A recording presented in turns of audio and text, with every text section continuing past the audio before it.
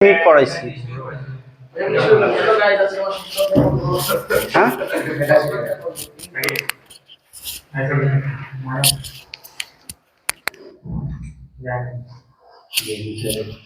তো চলো আমরা ষষ্ঠ চ্যাপ্টার লেকচার 2 শুরু করি। Chapter 6 lecture 6। তো এটা শুরু করার আগে আমরা একটা ম্যাথের সূত্র দেখে নিই, ওটা আমাদের পরবর্তীতে লাগবে। তোমাদের ম্যাথ সেকেন্ড পেপারে দ্বিপদী বিস্তৃতি নামে একটা চ্যাপ্টার আছে, তো ওই চ্যাপ্টারে একটা সূত্র জাস্ট আজকে আমাদের একটা সূত্র ডেরিভেশনে লাগবে। ওই সূত্রটা একটু দেখি। তোমরা 9-10 হয়তো দেখছিলা 1 + x এটার পাওয়ার যদি n থাকে, দেখো 1 + x এটার পাওয়ার কি n। সূত্রটা কি ছিল বলো তো? 1 + nx মানে আছে plus n into n - 1/2 factorial x এর পাওয়ার স্কোয়ার প্লাস n, এটা একটু তুলে রাখো, n × n - 1 n - 2/3 factorial x cube plus dot dot dot. এটা শেষে যেতে যেতে শেষের পদটা হচ্ছে x⁴ n। আচ্ছা সূত্রটা একটু বলি, দেখো 1 + x এটার পাওয়ার যদি n থাকে তাহলে আমার সূত্রটা কি 1 প্লাস প্রথম দুইটা পদ 1 + nx হবে, তারপর কি হয় বলো তো n × n - 1/2 ফ্যাক্টোরিয়াল x²। দেখো তোমরা এই যে 9-10 এ পড়ছিলা, এখানে কত ছিল nc1, এটা মানে হচ্ছে nc2 হইতো, এটা মানে কি বলতো nc3 পড়ছিলা এগুলা 9-10 এ এই সূত্রটা। আচ্ছা এখন খেয়াল করো, যদি x < 1 হয়, ধরো x এর ভ্যালুটা যদি 1 থেকে অনেক বেশি ছোট হয়, তাহলে এই সূত্রটার রূপ কেমন হয়। দেখো x এর ভ্যালুটা অলরেডি 1 থেকে অনেক ছোট, ধরো 0.00001 x এর ভ্যালুটা এইটা। এখন তুমি যদি এটার উপর স্কোয়ার দিয়ে দাও তাহলে এটা আরো ছোট হয়ে যাবে না? কত হবে 0.000000001 এরকম আসবে, তাই না? যদি কিউব দাও এই ভ্যালুটা আরো ছোট হয়ে যাবে না? যদি x < 1 হয় তাহলে এখানে চিন্তা করো, এখানে x² আছে, এখানে x³ আছে, এরপরের পদটা কি আছে বলতো x4। তাহলে এরপর সবগুলা পদ 0 এর কাছাকাছি চলে যাবে না? বুঝতে পারছো? তাহলে খেয়াল করো এরপরের যতগুলা পদ আছে 0-র সাথে তুমি সামথিং গুণ করতেছো, তার মানে সবগুলা পদ কত হয়ে যাবে 0 হয়ে যাবে। তাহলে আমরা 1 + x এর পাওয়ার n এটাকে কি লিখতে পারি বলতো 1 + nx লিখতে পারি কিনা বলে।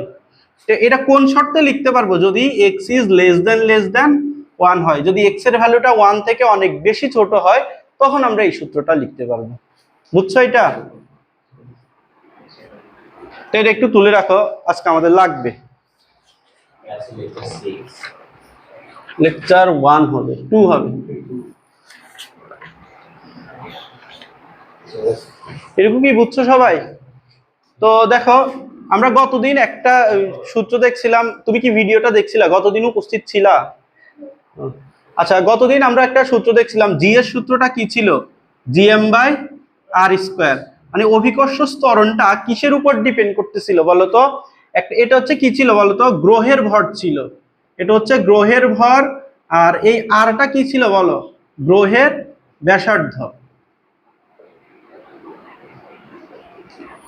এম হচ্ছে গ্রহের ভর, আর হচ্ছে গ্রহের ব্যাসার্ধ।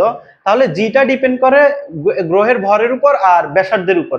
গ্রহের ভর যত বাড়বে তোমার জিটাও তত বাড়বে, আবার গ্রহের রেডিয়াস যত বাড়বে জিটা কি তত কমবে।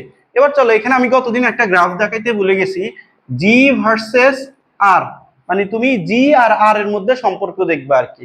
তো আমি এই যে ভার্সেস যে গ্রাফ শিখাইছিলাম দশম চ্যাপ্টারে, মনে আছে? ভার্সেস এর আগে যেটা থাকে ওইটাকে আমরা কোন এক্সিসে রাখি বলতো? ওয়াই এক্সিসে। আর ভার্সেস এর পরে যেটা থাকে তাকে এক্স এক্সিসে রাখি। তাহলে এখানে চিন্তা করো ওয়াই এক্সিস, ওয়ালাইকুম আসসালাম, ওয়াই এক্সিসে আমরা জি কে রাখবো, এক্স এক্সিসে দিলাম হচ্ছে আর এর ভ্যালুটা। এখন আসো জি আর আর এর মধ্যে রিলেশনটা কেমন? ব্যস্তানুপাতিক রিলেশন না? দেখো আর এর ভ্যালু যদি বাড়ে তাহলে জি এর ভ্যালু কি হচ্ছে বলতো? কমতেছে। তাহলে এখানে তোমরা বয়েলের সূত্র পড়ছিলাম, মনে আছে? ভি ব্যস্তানুপাতিক 1/p। গ্রাফটা কেমন ছিল? এই যে এরকম ছিল। তুমি যদি এদিকে ভি দাও আর এদিকে যদি পি দাও তাহলে পি যত বাড়বে ভিটা কি তত কমবে।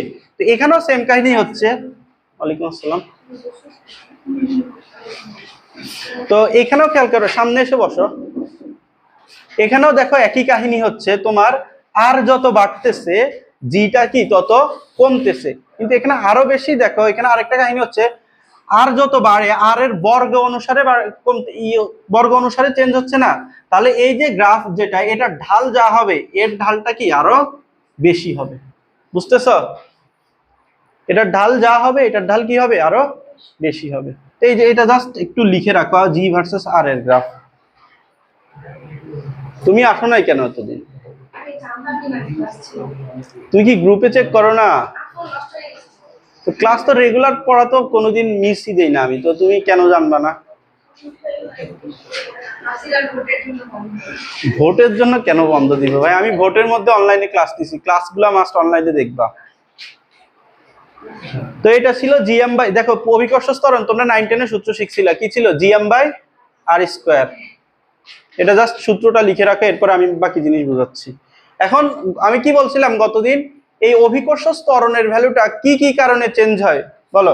দেখো অভিকর্ষ ত্বরণ জি ব্যস্তানুপাতিক 1/r² ছিল। আমি আর এর পরিচয়টা কি বলছিলাম মনে আছে? গ্রহের কেন্দ্র হতে দূরত্ব।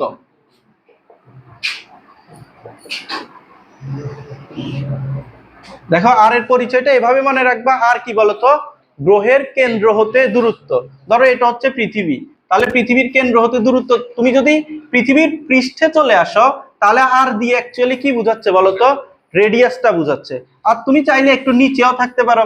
তুমি চিন্তা করো, তুমি কয়লার খনিতে চলে গেলা, কয়লার খনিতে যাওয়া মানে কি ভূপৃষ্ঠ হতে প্রায় 1 কিলোমিটার ধরো নিচে নামছো, বুঝতে পারছো? তাহলে আর এর ভ্যালুটা এক্ষেত্রে এতটুকু হবে। আবার ধরো তুমি স্যাটেলাইটে চলে গেছো, একটা স্যাটেলাইটকে তুমি পাঠাবা, তো ওইখানে ভূপৃষ্ঠের উপরে উঠে যাচ্ছ না, তাহলে এক্ষেত্রে আর এর ভ্যালুটা কি হবে? ধরো এই যে এখান থেকে এতটুকু, বুঝতে পারছো? তাহলে আমরা এখানে জি এর ভ্যালুটা তোমার কি কি কারণে চেঞ্জ হয়, একটা হচ্ছে তোমার তুমি ভূপৃষ্ঠের নিচে গেলে চেঞ্জ হবে, আরেকটা কেন চেঞ্জ হবে? ভূপৃষ্ঠের উপরে গেলে। আরেকটা থার্ড রিজন আছে ঘূর্ণনের জন্য চেঞ্জ হয়, তো ঘূর্ণনেরটা আমরা পরে দেখব। তবে একটা ব্যাপার এখানে তোমাকে মনে রাখতে হবে, আমরা যখন এই দুইটা দিয়ে দেখতেছি যে আমি ভূপৃষ্ঠের নিচে যাচ্ছি একবার, ভূপৃষ্ঠের উপরে যাচ্ছি আরেকবার, এই দুইটা যখন কনসিডার করতেছি, আমরা ধরে নিচ্ছি পৃথিবী নিজ অক্ষের সাপেক্ষে ঘুরতেছে না। পৃথিবী যে যে আহ্নিক গতিটা ছিল, যে পৃথিবী নিজ অক্ষের গতিতে 24 ঘন্টা, নিজ অক্ষের সাথে 24 ঘন্টায় একবার ঘুরে, ওই গতিটাকে আমরা স্থির ধরে নিয়ে এই সূত্রগুলা প্রুফ করব। বুঝতে পারছো? তো চলো করা ট্রাই করি। পাও নাই? আর কে কে পাও নাই?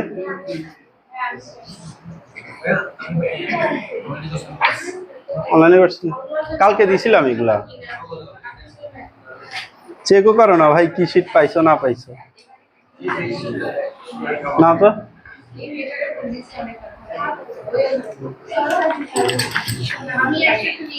আর কে পাও নাই? দুইটা শীট।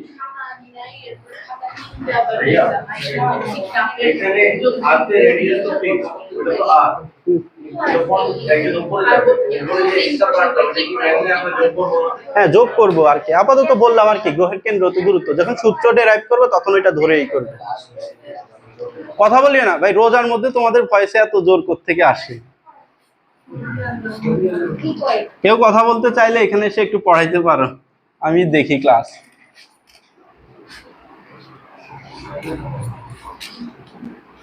দেখো এখন আমরা প্রথমটা আসবো ভূপৃষ্ঠ হতে উচ্চতর স্থানে। ভূপৃষ্ঠ হতে উচ্চতর স্থানে।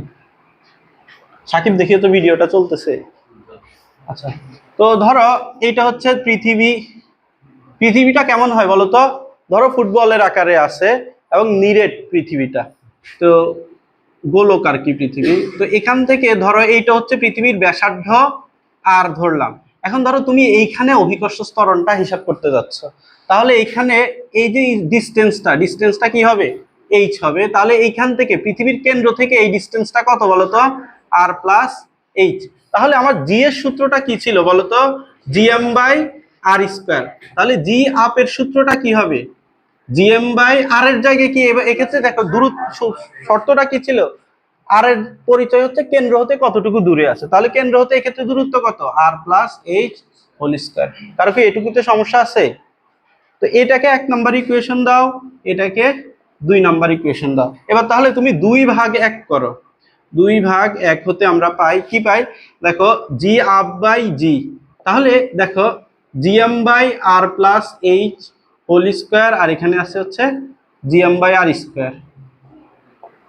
তাহলে এখানে জিএম জিএম কাটাকাটি যাচ্ছে, তাহলে এখানে আর স্কোয়ারটা উপরে উঠে যাবে, আর প্লাস এইচ হোল স্কোয়ারটা নিচে নেমে যাবে। তাহলে জি আপ বাই জি সমান আমরা কি পাচ্ছি বলতো, r square by R plus H whole square. দেখো জি এর ভ্যালু তো তুমি জানো 9.8 পৃথিবীর জন্য, জি আপটা তুমি বের করতে চাও, আর এর ভ্যালুটাও তোমার মুখস্থ। আর এর ভ্যালুটা কত বলতো, 6400 ইন্টু 10⁻³ মিটার। বুঝতে পারছো? তাহলে এখানে একমাত্র আননোন কে বলতো, এইচটা যদি তুমি জানো তাহলে জি আপটা বের করে ফেলতে পারবে না। তাহলে দেখো এই সূত্রটা আমরা ইউজ করব ফর সিকিউ, মানে তোমাকে যদি কোশ্চেনে গ ঘতে তোমাকে জি আপটা বের করতে বলে, তাহলে আমরা এই সূত্রটা ইউজ করব। বুঝতে পারছো? আর আরেকটা সূত্র তোমাদের এমসিকিউ তে আসে যে অভিকর্ষ ত্বরণ, তুমি ভূপৃষ্ঠ দিয়ে এত উচ্চতায় উঠছো, অভিকর্ষ ত্বরণের সূত্র কোনটি? তো সেই ক্ষেত্রে আমরা আরেকটা সূত্র এখান থেকে ডিরাইভ করে বের করব। চলো, জি আপ বাই জি ইকুয়াল কি লেখা যায়, দেখো তুমি এই আর স্কোয়ার কে চাইলে এখানে নিচে নামায় ফেলতে পারো না।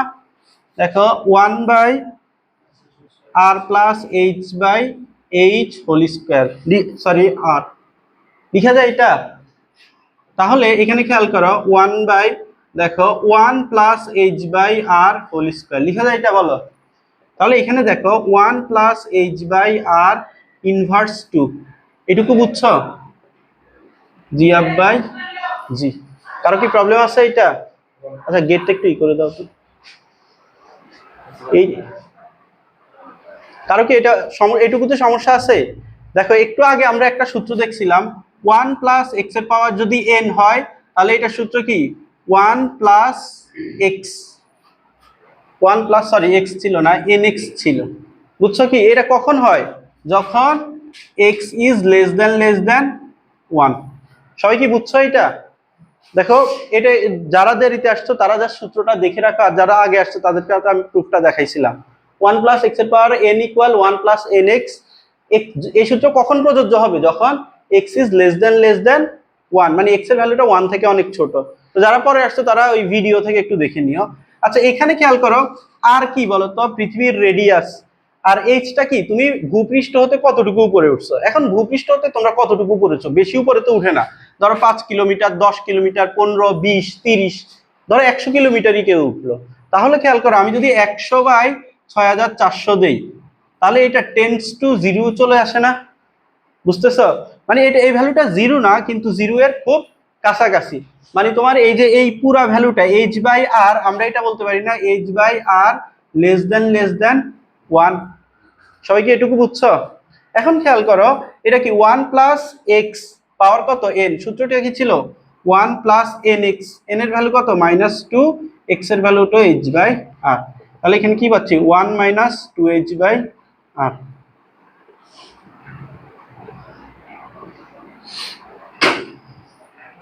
এইটু সমস্যা আছে? আচ্ছা আবার বলতেছি, চলো আমি আলাদা লিখি। কি ছিল বলতো, g up by g 1 plus H by r power কত বলতো -2।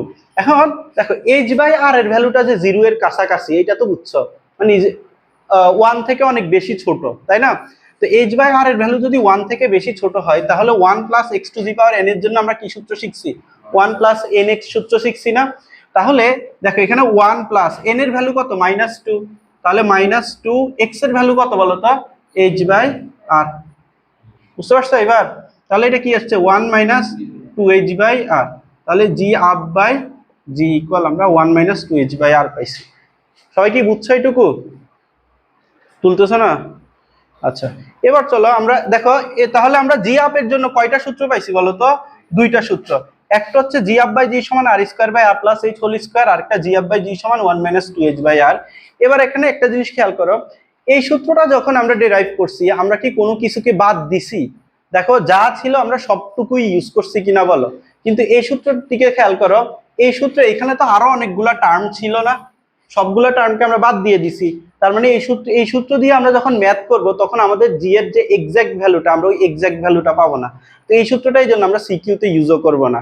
ধরো তোমাকে অনেক সময় এমসিকিউতে বলে জি আপের সূত্র নিচের কোনটি, তখন তুমি এই যে এইটা দাগাইতে পারবে আর কি। তাহলে জি আপ সমান এখানে কি পাওয়া যায় বলো তো, 1 - 2h/r ইন্টু জি, তাই না?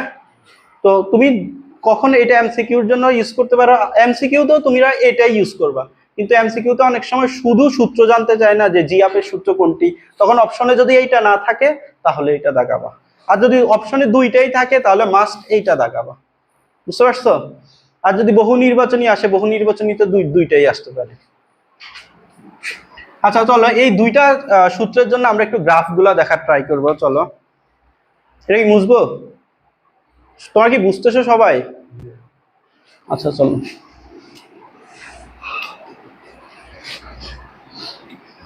চলো এই সূত্রটা দেখি প্রথমে।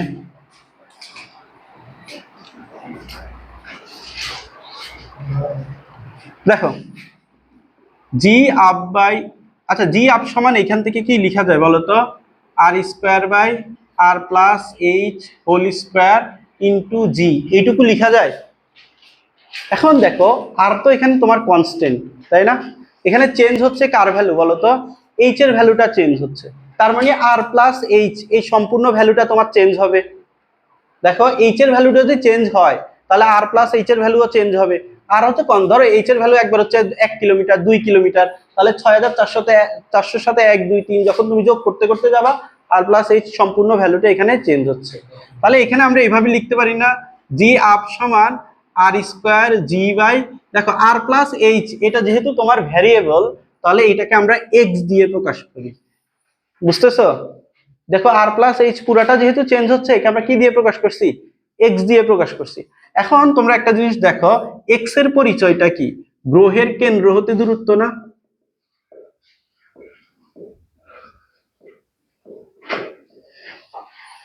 দেখো r+h এর পরিচয় কি ছিল, গ্রহের কেন্দ্র হতে কতটুকু দূরে আছে বস্তুটা। তুমি এটা হচ্ছে গ্রহ, গ্রহের কেন্দ্র হতে যে এটুকু ছিল r+h, তো r+h এর পরিচয় কি, গ্রহের কেন্দ্র হতে কতটুকু দূরে আছে। দেখো কথাটা বারবার বলতেছি, আমরা সামনে একটা বড় গ্রাফ দেখবো, তো ওই গ্রাফে যদি না বুঝো তাহলে ম্যাথ আসলে ওই গ্রাফ দিয়ে ম্যাথ আসে, ম্যাথও পারবা না। তো অলওয়েজ মনে রাখবা r+h গ্রহের কেন্দ্র হতে দূরত্ব, তাহলে গ্রহের কেন্দ্র হতে দূরত্বকে আমরা x ধরছি। এখন খেয়াল করো r²g তোমার কনস্ট্যান্ট, তাহলে আমরা জি আপ সমান কি লিখতে পারি, জি আপ সমানুপাতিক 1/x², এটা কি লিখতে পারি আমরা? দেখো আমরা নরমালি সমানুপাতিক উঠাই ইকুয়াল আর একটা ধ্রুবক আনি না, আর এখানে তাহলে আমরা ধ্রুবকটাকে আর সমানুপাত ইকুয়াল চিহ্নটাকে উঠাই কি আনছি বলতো, সমানুপাতিক। এখন দেখো এটা কি কাইন্ড অফ ওই যে বয়েলের সূত্রের মতো হয়ে গেছে না, যে ভি সমানুপাতিক 1/p, ব্যস্তানুপাতিক সম্পর্ক আর কি। তাহলে জি আপ আর এটার মধ্যে সম্পর্ক কি বলতো, সম্পর্ক হচ্ছে এই যে এরকম, যখন আমরা এই সূত্র দিয়ে দেখতেছি। বুঝছো তো? কারো সমস্যা থাকলে বলো আমাকে। আচ্ছা এবার চলো ওই সূত্রটা দিয়ে দেখি, সমস্যাটা একটা জায়গায় হয়। আচ্ছা তোমার আমরা এই সূত্রে তো কোনো কিছু অ্যাজাম্পশন করি নাই, করছি? তার মানে এই যে যে গ্রাফটা পাচ্ছি এটাই তোমার রিয়েল গ্রাফ আর কি, জি আপ আর এক্স এর মধ্যবর্তী, এটা হচ্ছে তোমার রিয়েল গ্রাফ। এবার চলো ওই সূত্র দিয়ে একটু দেখার ট্রাই করি। এসে দিবা যে গ্রহের কেন্দ্র হতে দূরত্ব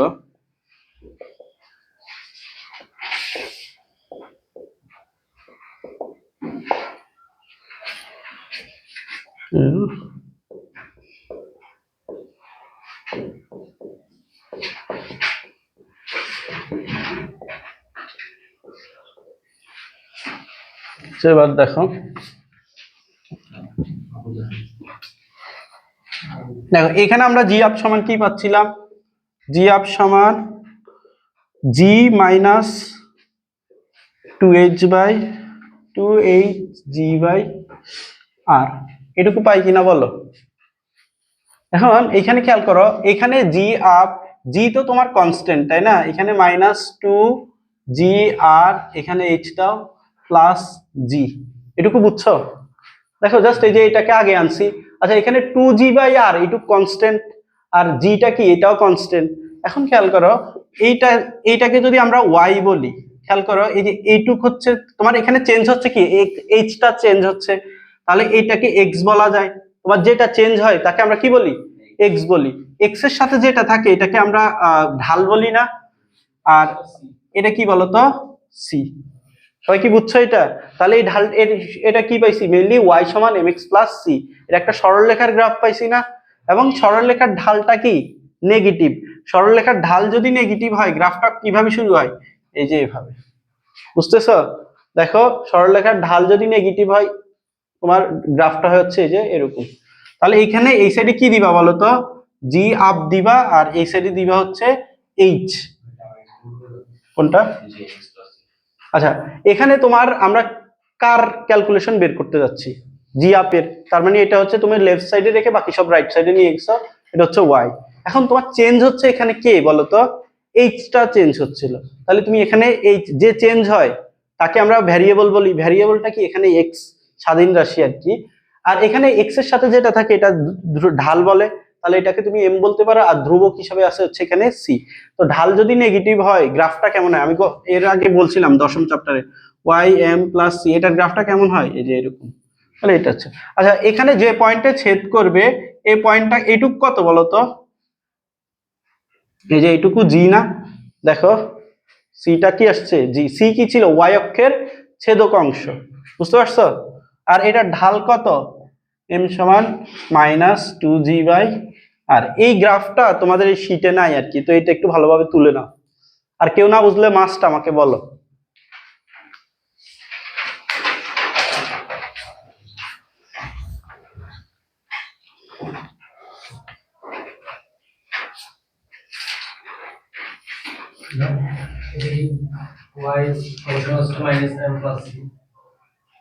এটা জাস্ট, এটা আসলে ওয়াই সমান তুমি এক্স ধরতে পারো ইকুয়াল, এটার গ্রাফ হচ্ছে ডাইরেক্ট এটা। আচ্ছা এখানে একটা জিনিস বুঝার ব্যাপার আছে, তোমার এই যে এই সূত্র থেকে আমরা যখন এটা গ্রাফটা আঁকতেছি, এই এক্স মানে কি ছিল, আর প্লাস এইচ ছিল, বুঝতেছো? আর এই সূত্রে যখন আঁকতেছি এই এইচ মানে কি, শুধু তুমি এটা হচ্ছে এই এই সাইডে আমরা কি দিচ্ছি বলতো, ভূপৃষ্ঠ হতে দূরত্ব। এইচ কি এক্ষেত্রে, ভূপৃষ্ঠ হতে দূরত্ব। আর এই গ্রাফের ক্ষেত্রে এক্সটা কি ছিল, কেন্দ্র হতে দূরত্ব। তো এটা একটু বুঝে বুঝে লিখবে আর কি, ভূপৃষ্ঠ হতে দূরত্ব। আর জি আপ এখানে যা ছিল এখানেও তা হবে। আর এটা কারো কি এটা সমস্যা আছে? আচ্ছা চলো এবার তাহলে আমরা একটা ম্যাথ করি। দেখো তোমরা 3 নাম্বার পেজে যাও। ভূপৃষ্ঠ হতে কত উচ্চতায় উঠলে কোন বস্তুর ওজন 1/3 হবে? বুঝবো এটা?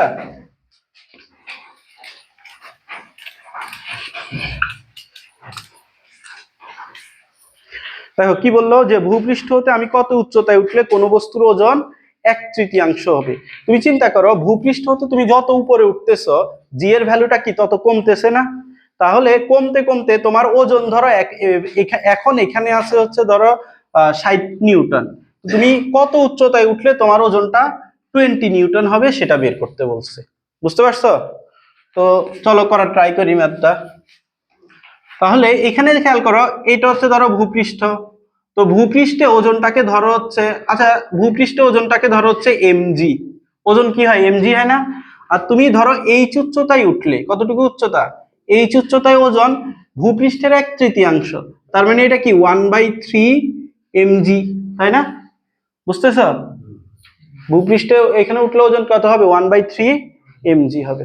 তাহলে এবার খেয়াল করো, এখানে ধরো অভিকর্ষ ত্বরণটা হচ্ছে জি প্রাইম অথবা জি আপ ধরো, তাহলে দেখো এখানে ওজন কত হবে, এম জি আপ ইকুয়াল কত, 1/3 এমজি না? বুঝো নাই? আচ্ছা আরেকবার একটু বলি, দেখো ধরো এখানে অভিকর্ষ স্তর, এখানে তো অভিকর্ষ ত্বরণ কমে যাবে, কারণ তো এই ব্যাপারে সন্দেহ নাই। তাহলে ধরো এখানে অভিকর্ষ ত্বরণটা হচ্ছে জি আপ, এখানে অভিকর্ষ ত্বরণ যদি জি আপ হয় ওজনটা কত হবে, এম ইন্টু জি আপ হবে না? এখন আমাকে কি বলছে, এই ওজনটা এই ওজনের 1/3, তার মানে কি এটা সমান 1/3 এমজি কিনা বলো? বুঝতে পারছো? তাহলে এম এম দেখো ভর তো চেঞ্জ হয় না, পর সব জায়গায় সেম, এটা কাটা, জি আপ বাই জি ইকুয়াল এখানে কত থাকতেছে 1/3। আচ্ছা জি আপ বাই জি সমান কি ছিল বলতো, r square by R plus H whole square equal 1/3।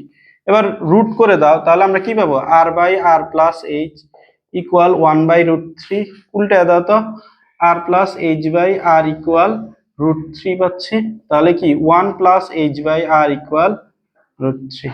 তাহলে এইচ বাই আর ইকুয়াল কত পাচ্ছি, 1 মাইনাস √3 মাইনাস 1। তাহলে এইচ ইকুয়াল কত, √3 মাইনাস 1 গুণ আর। তাহলে বলো আর এর ভ্যালুটা আমরা কত জানি, 6400।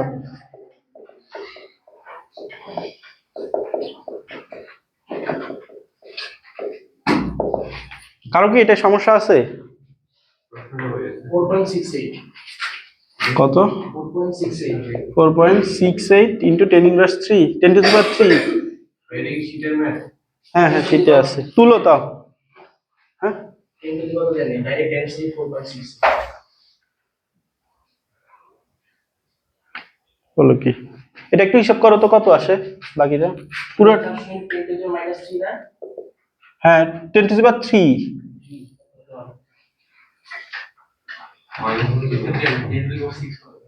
10 to the power 6 হ্যাঁ কত আসছে, কত কত, 4.68 into 10 to the power 6 10 to the power 6 meter. তাহলে তুমি ভূপৃষ্ঠতে যদি এত উচ্চতায় উঠো তাহলে,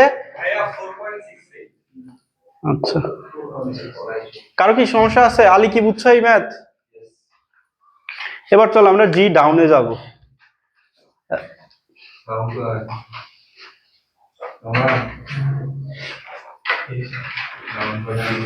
আচ্ছা তাহলে আমি এটা মুছতেছি, সবাই কি তুলছো? আচ্ছা তুলো।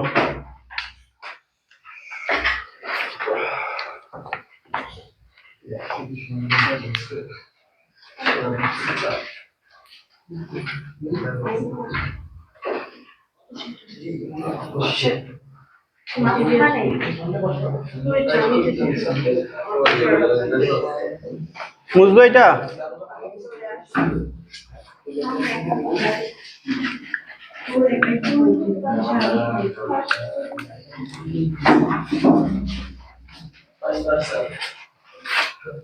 আচ্ছা এবার একটা জিনিস দেখো, আমরা জি এর আরেকটা সূত্র গতদিন দেখছিলাম, আমি আবার একটু দেখাই দেই। জি সমান কি বলতো, জিএম বাই আর স্কয়ার ছিল কিনা বলো। এখন দেখো আমরা এম সমান রো ভি বলতে পারি। রো সমান কি পড়ছিলা, এম বাই ভি পড়ছিলা 9-10-এ। তাহলে এম সমান কি বলা যায়, রো ভি। আচ্ছা পৃথিবী কি একটা গোলক না, গোলকের আয়তনের সূত্র কি বলতো, 4/3 পাই আর কিউব। তাহলে এখানে কি লিখতে পারো, রো 4/3 পাই আর কিউব, আর এখানে হচ্ছে আর। তাহলে আর কিউব আর আর যদি বাদ চলে যায় তাহলে কি থাকবে, 4/3 পাই জি রো আর। তাহলে জি এর এই সূত্রটা একটু মুখস্থ রাখবা, গতদিন বলছিলাম মুখস্থ করতে। নিচে না আসতে হবে না, হ্যাঁ আর স্কয়ার আর আর কিউব বাদ যে একটা আর থাকবে।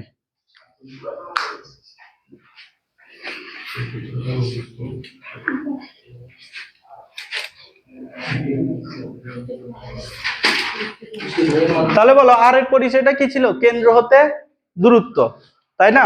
আচ্ছা বলো তো, তুমি যদি পৃথিবীর কেন্দ্রে অবস্থান করো, ধরো পৃথিবীর কেন্দ্রে অবস্থান করতেছো, তাহলে বলো পৃথিবীর কেন্দ্রে অবস্থান করলে তোমার কেন্দ্র হতে দূরত্ব কত হবে, 0। তাহলে পৃথিবীর কেন্দ্রে জি এর ভ্যালু তুমি যদি এখানে 0 বসায় দাও আর এর ভ্যালু, তাহলে পৃথিবীর কেন্দ্রে জি এর ভ্যালু কত, 0। তাহলে পৃথিবীর কেন্দ্রে জি ইকুয়াল 0, এটা একটু লিখে রাখি। আচ্ছা এই সূত্রটা একটু, এই সূত্রটা সাইড নোটে লিখে রাখো।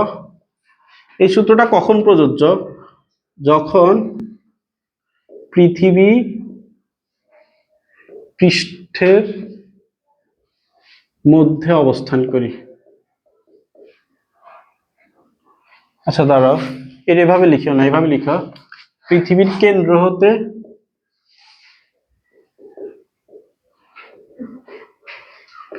পৃথিবীর পৃষ্ঠ পর্যন্ত অ্যাপ্লিকেবল।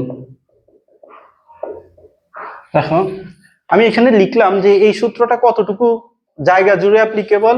তুমি পৃথিবীর কেন্দ্র হতে পৃথিবীর পৃষ্ঠ পর্যন্ত এই সূত্রটা অ্যাপ্লিকেবল। কেউ কি বলতে পারবা আমরা পৃথিবী পৃষ্ঠের উপরে গেলে কেন এই সূত্রটা ইউজ করতে পারবো না? আমরা তো ভলিউম ইউজ মানে করি। আর আমরা আর প্লাস না না, ভলিউম ইউজ না, আমরা এখানে মেইনলি রো ইউজ করতেছি। দেখো রোটা কি ঘনত্ব না? তুমি যখন পৃথিবীর কেন্দ্র হতে পৃষ্ঠ পর্যন্ত আসো পৃথিবীর ঘনত্ব ইউজ করতেছো। পৃথিবীর সব জায়গায় ঘনত্ব সেম না, কিন্তু তোমার কোশ্চেনে একটা অ্যাভারেজ ঘনত্ব দেওয়া থাকবে। তো পৃথিবীর ঘনত্ব তো অনেক বেশি হবে। এখানে কি আছে, পৃথিবী পৃষ্ঠে যখন উঠে যাচ্ছে এখানে তো বায়ুর ঘনত্ব কত? 1.29, তাই না? তো পৃথিবীর যে মাটি আছে, পানি আছে, আবার ভিতরে তোমার বিভিন্ন খনিটনি আছে, এগুলার ঘনত্ব তো এত কম হবে না, হবে? তো তুমি যখন উপরে উঠতেছো তখন ঘনত্বটা ফ্যাক্টর হয়ে যাচ্ছে, তখন আর তুমি এই সূত্রটা ইউজ করতে পারবে না। বুঝতে পারছো? তো চলো এখানে এবার আমরা জি ডাউনটা বের করব।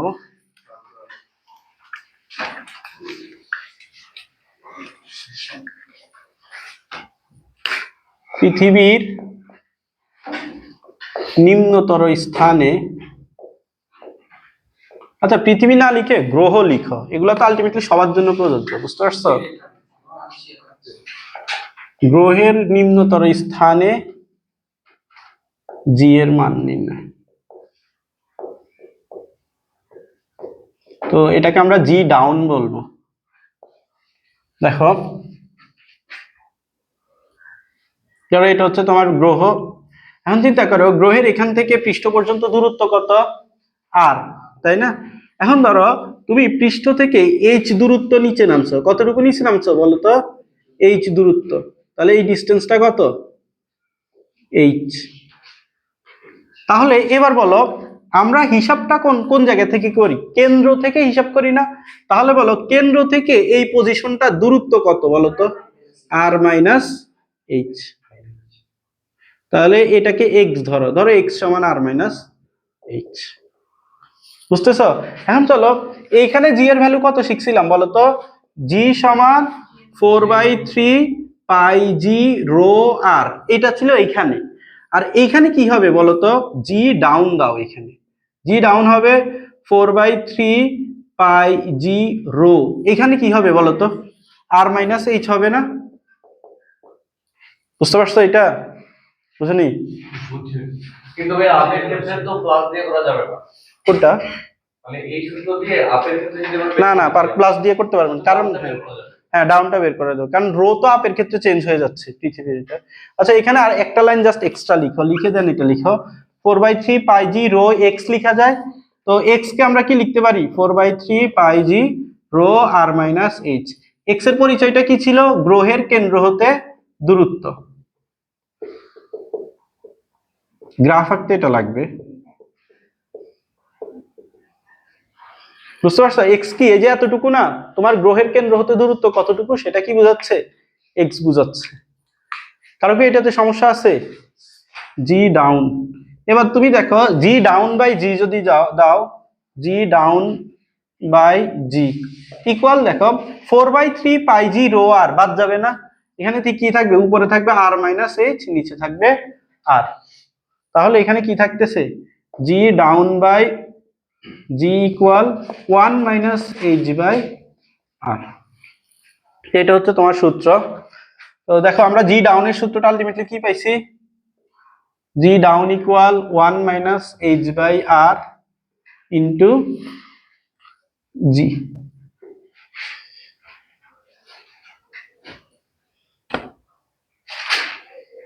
তোমাদের ফিজিক্সের এই চ্যাপ্টারে যে দুইটা শীট দিছিল তোমরা একসাথে স্টেপলার করে ফেলিও। এটা ধরো একসাথেই ম্যাথ ট্যাথ করাবো, আমাদের টাইপ 1 আজকে করাবো আর কি। এটা কি বুঝছো? তো এবার চলো আমরা গ্রাফটা আঁকা ট্রাই করি।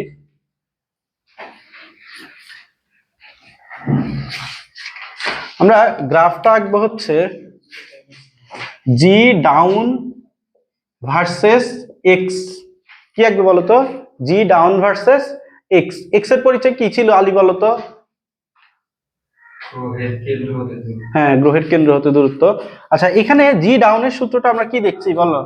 জি ডাউন ইকুয়াল 4/3 পাই জি রো এক্স। এখানে খেয়াল করো 4/3 পাই জি রো, এটুকু কি কনস্ট্যান্ট না?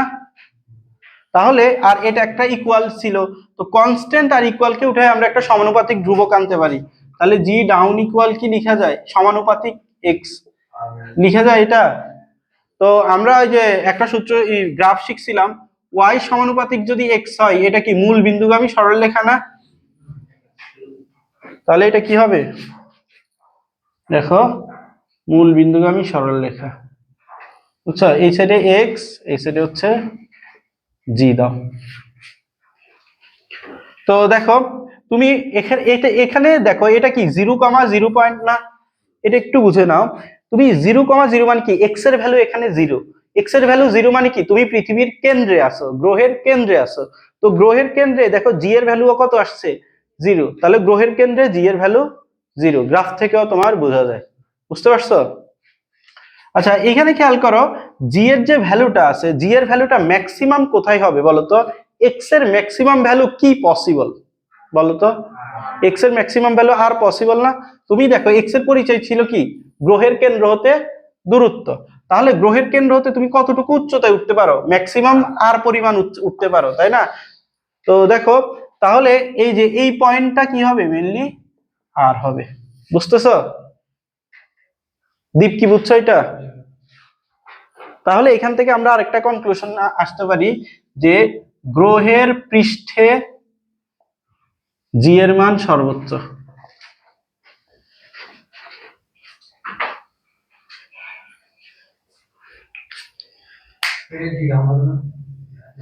আচ্ছা, জি দাও। জি বলতে কি, এখানে তুমি যখন এখানে নিচে আসো তখন, আচ্ছা জি ডাউন দাও, সমস্যা নাই।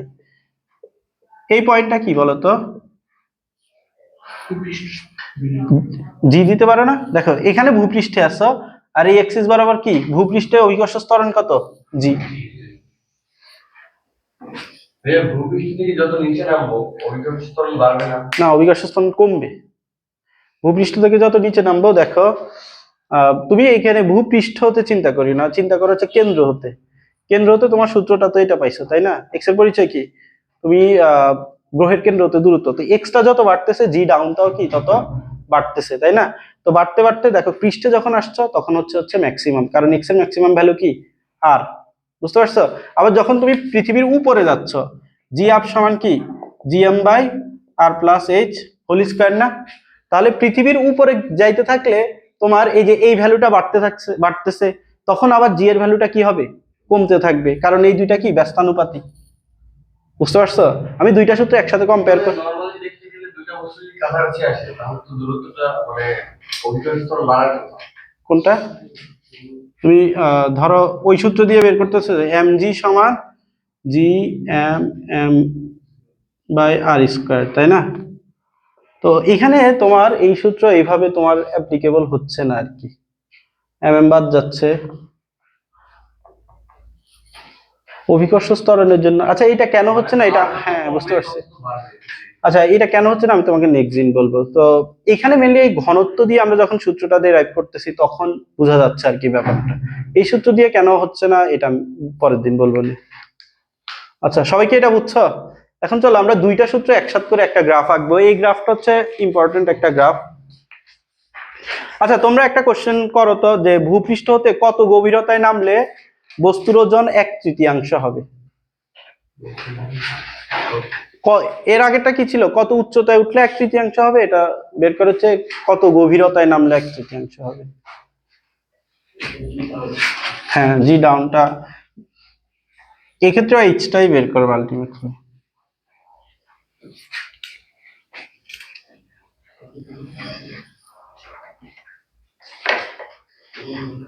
সাকিব, ভিডিওটা হচ্ছে কিনা দেখো তো।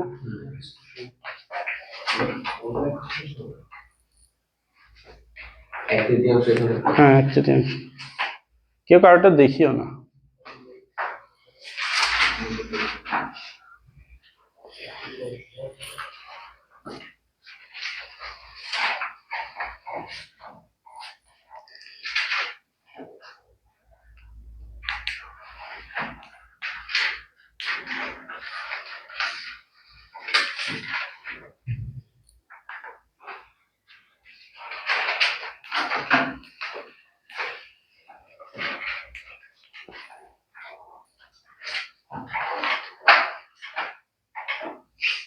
4.27 into 10 to the 6. হ্যাঁ হ্যাঁ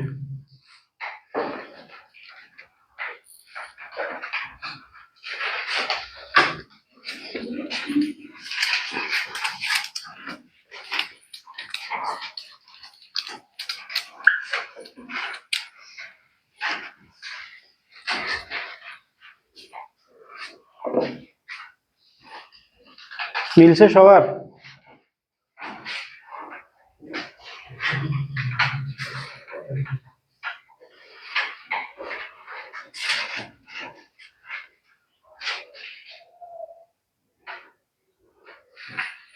তোমার কি মিলছে আনসার? মিটার দাও। তোমাদের কি মিলছে সবার? মিলে নাই তো তোমার, গুণটা ঠিক মতো করো।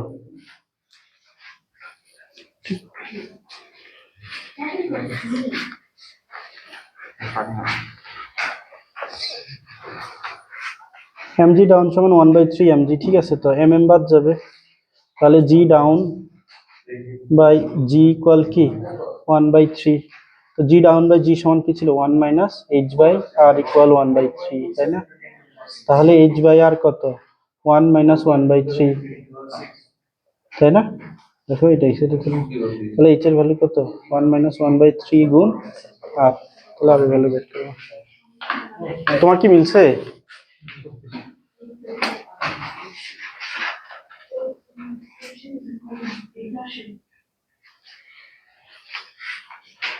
সাকিব এখনো পারো নাই? লজ্জা ভাই, আর একটু কনফিউজ হয়ে গেছে। তোমার মিলছে?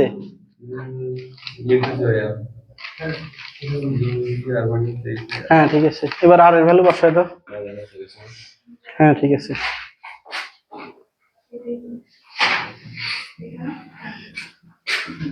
আচ্ছা তোমার কোশ্চেনটা একটু দেখো, তুমি যে কোশ্চেনটা করছো এটা এখন চিন্তা করতে পারলাম না। ধরো এটা হচ্ছে একটা গ্রহ, তুমি নিচে নামছো, তো নিচে যদি নামো, ধরো এখানে তুমি আসো, বুঝতেছো? তো এখানে থাকলে তোমাকে আকর্ষণ করতেছে কে বলো তো? এই কেন্দ্রটা তোমাকে আকর্ষণ করতেছে নিচের দিকে, বুঝতেছো? ধরো তুমি এখানে আসো, গ্রহের থেকে নিচে নামছো, কিন্তু তোমার মাথার উপরে এই মাটিগুলো এখন কি তোমার উপরে উঠে গেছে না? এখন এইগুলাতে এই যে ভরটা, তোমার উপরে যে ভরটা থাকবে, এই ভরটা কি তোমাকে এই দিকে আকর্ষণ করবে না? বুঝতে পারছো? দেখো তোমার নিচে যে ভরটা আছে, এই ভরটা তোমাকে আকর্ষণ করতেছে কোন দিকে? নিচ বরাবর। কিন্তু তুমি তো, এটা ছিল ভূপৃষ্ঠ, তুমি যখন এখানে আসছো, তোমার মাথার উপরেও তো এখন ভর চলে আসছে, এই ভরটা তোমাকে আকর্ষণ করবে কোন দিকে? উপরের দিকে, তাই না? তাহলে অবশ্যই এই ফোর্সটা বেশি হয়, তো লব্ধি ফোর্সটা আলটিমেটলি এই বরাবর থাকে। বুঝতে পারছো? এখন তোমার কিন্তু চিন্তা করো, জি এর সূত্রটা কি? GM by R square. এই আরটা কি ছিল? গ্রহের ভর। এখন কিন্তু তোমার জন্য গ্রহ কিন্তু আর এই পুরাটা নাই, গ্রহ হয়ে গেছে কতটুকু বলতো? এই যে এইটুকু, এইটুকুর জন্য তোমার যে জিটা, এটা নিচের দিকে কাজ করতেছে। আবার চিন্তা করো, জি না, এখানে আমি যদি ফোর্স দিয়েছি, ফোর্স যেহেতু বুঝেছি, G M M by R square. দেখো এইটুকুর জন্য যে তোমার যে ভরটা, তোমার ভর কিন্তু এখন এই যে এইটুকুর জন্য হিসাব হবে, এই ফোর্সটা কোন দিকে কাজ করতেছে? নিচের বরাবর। এখন তোমার মাথার উপরে যে যতটুকু জায়গা ছিল, ওইটুকুর জন্য তো একটা ফোর্স আসবে, G M M by R square. এই ফোর্সটা কি হবে আলটিমেটলি? উপরের দিকে। তো এই ক্ষেত্রে তোমার কি হচ্ছে দেখো, ফোর্স এইটা তুমি যখন পৃষ্ঠে ছিলা, এমটা অনেক বেশি ইউজ হইতো, এই ক্ষেত্রে কি হচ্ছে? একটু কম ইউজ হচ্ছে, এটা তো একটা ব্যাপার। আরেকটা ব্যাপার কি, এই ক্ষেত্রে এই ফোর্সটা তোমার বিয়োগ হচ্ছে না, উপরের দিকে যে ফোর্সটা ছিল, এই ফোর্সটা তোমার বিয়োগ হচ্ছে। আলটিমেটলি ফোর্সের ভ্যালু কিন্তু এখানে অনেক কমে যাবে, তাই না? একটা হচ্ছে তোমার এইদিকে একটা ফোর্স, এইদিকে একটা ফোর্স, দুইটা ফোর্সের জন্য লব্ধি ফোর্সটা এইদিকে কাজ করতেছে, তোমার এই ফোর্সটা থেকে এই ফোর্সটা বিয়োগ হওয়ার জন্য এই ফোর্সটা অলরেডি একটু কমে গেছে। আবার এম এর ভ্যালুটাও তোমার কমে যাওয়ার কারণে তোমার এফ এর ভ্যালু আরো কমে যায়। বুঝতে পারছো? তো এই জন্য তোমার নিচে নামলে কমে যায় আর কি। আচ্ছা এবার চলো আমরা দুইটা সূত্রকে একসাথে রেখে গ্রাফটা একটু শেখার ট্রাই করি। তোমার জি আপের সূত্রটা কি ছিল দেখো তো। আচ্ছা আমরা জি ডাউনটা লিখি, জি ডাউন ইকুয়াল 4/3 পাই জি রো আর, আর জি ছিল হচ্ছে 4/3 পাই জি রো, তুমি এখানে দিতে পারো আর। আচ্ছা জি ডাউনটা তোমার ইসের ভ্যালুটা তো চেঞ্জ হচ্ছে, এক্ষেত্রে জি ডাউন সমান কি হয় 4/3 পাই জি রো এক্স। এক্স এর ভ্যালুটা কি বলতো, তোমার কেন্দ্র হতে দূরত্ব, আর মাইনাস এইচটাকেই তো আমরা এক্স বলতেছি। আর জি আপের সূত্রটা কি ছিল, GM by R plus H whole square, তাই না? তো আর প্লাস এইচ হোল স্কোয়ার যেটা ছিল সেটাকে আমরা কি বলতেছিলাম, এক্স স্কোয়ার। তাহলে এখানে এক্স এর পরিচয়টা কি বলতো, গ্রহের কেন্দ্র হতে দূরত্ব। তো এই সূত্রটা কতক্ষণ প্রযোজ্য, গ্রহের পৃষ্ঠ পর্যন্ত প্রযোজ্য। আর এখানেও এক্স এর পরিচয়টা কি বলতো, গ্রহের কেন্দ্র হতে দূরত্ব। তবে এই এক্সটা কোথা থেকে শুরু হয়, পৃষ্ঠ থেকে শুরু হয়। বুঝতে পারছো? পৃষ্ঠ থেকে যখন উপরে উঠতেছো তখন তোমার তোমার এই সূত্রটা শুরু হচ্ছে এইখানের জন্য, আর এই সূত্রটা শুরু হচ্ছে কোথা থেকে বলতো, কেন্দ্র থেকে। বুঝতে পারছো? আর যখন তুমি পৃথিবীর পৃষ্ঠে চলে আসছো তখন সূত্র হচ্ছে এক্সাক্ট এইটা। এখন দেখো আমরা একটা সূত্র শিখবো, জি ভার্সেস এক্স, জি ভার্সেস এখানে দেওয়া হচ্ছে এক্স। এখন বলো এখানে এক্স এর পরিচয়টা কি, গ্রহের কেন্দ্র হতে দূরত্ব।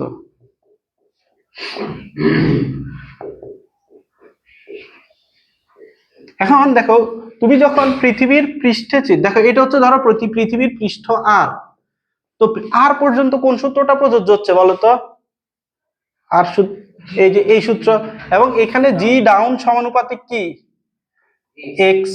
তাহলে তোমার এইটা হবে গ্রাফটা কিরকম, এই যে একটু আগেই দেখাইছি এই যে এইরকম। বুঝতে পারছো? এখন ধরো তুমি কোথায় আসছো বলতো, পৃথিবীর পৃষ্ঠে চলে আসছো। এখন তো আর এই সূত্র প্রযোজ্য না, এখন কোনটা প্রযোজ্য বলতো, জি আপের সূত্রটা। তো এই ক্ষেত্রে জি আপ ব্যস্তানুপাতিক কি 1/x² না? তাহলে তুমি যখন পৃথিবীর পৃষ্ঠের বাইরে চলে যাবা, মানে পৃষ্ঠ থেকে উপরে উঠবা, তখন গ্রাফটা এই যে এরকম হয়ে যায়। এটা কখনো এক্স অ্যাক্সিস কে ছেদ করবে না। আর এখানে কি বলতো 9.81, 8 অথবা 81, এটা হচ্ছে ফর আর্থ। তো এই ভ্যালুটা অন্যান্য গ্রহে চেঞ্জ হইতে পারে। ফর ইআরটিএইচ, সবাই কি গ্রাফটা বুঝছো? দেখো এই গ্রাফ দিয়ে প্রচুর ম্যাথ আসে এবং সবাই ভুল করে, বেশিরভাগ স্টুডেন্টই গ্রাফ দিয়ে ম্যাথ আসলে ভুল করে। তো তোমরা একটু সাবধানে থাকবে, আমি আরো কিছু জিনিস দেখাই দিচ্ছি এখান থেকে। আচ্ছা এইখানে বলো তো, এখানে এই আচ্ছা এই পয়েন্টটারই স্থানাঙ্ক কত কেউ বলতে পারবা, 0 0। এই জিরোটার মিনিং কি, গ্রহের আমি কেন্দ্রে অবস্থান করতেছি। এই জিরোটার মিনিং কি, গ্রহের কেন্দ্রে জি এর ভ্যালুটা হচ্ছে 0। আচ্ছা এবার ধরো আমি এখানে একটা পয়েন্ট নিলাম, এখানে একটা পয়েন্ট নিলাম আর এখানে একটা পয়েন্ট নিলাম। এই যে এইটুক ডিস্টেন্স কি বোঝাচ্ছে কেউ বলতে পারবা? না, এইটুক ডিস্টেন্স ছিল হচ্ছে এইচ, এইটুক হচ্ছে তোমার এক্স ইকুয়াল আর মাইনাস এইচ। দেখো এটা তো আর, তুমি দেখো এটা হচ্ছে পৃথিবী ছিল, তুমি এখানে এখানে আসো, তুমি এইদিকে যাওয়া মানে কি এটা থেকে নিচে নামা না? তো কতটুকু নিচে নামছো এটাকে আমরা এইচ ধরছিলাম কিনা বলো? তাহলে তুমি যখন এদিক থেকে এদিকে আসবা তখন ডিস্টেন্সটা কি এইচ। আচ্ছা বলো তো এইটুকু কি, এটাও কি এইচ না? তুমি যখন দেখো পৃথিবীর পৃষ্ঠে আসো উপরে উঠতেছো তখন এই ডিস্টেন্সটা কি হয়, এইচ হয়। আর তাহলে এখানে আরেকটা জিনিস বলো, এখান থেকে এতটুকু কি হবে, আর প্লাস এইচ।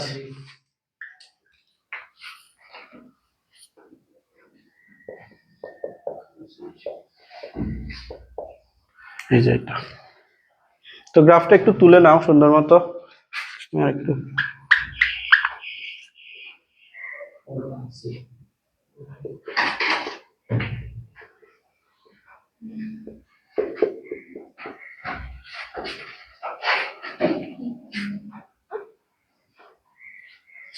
তুলো সবাই।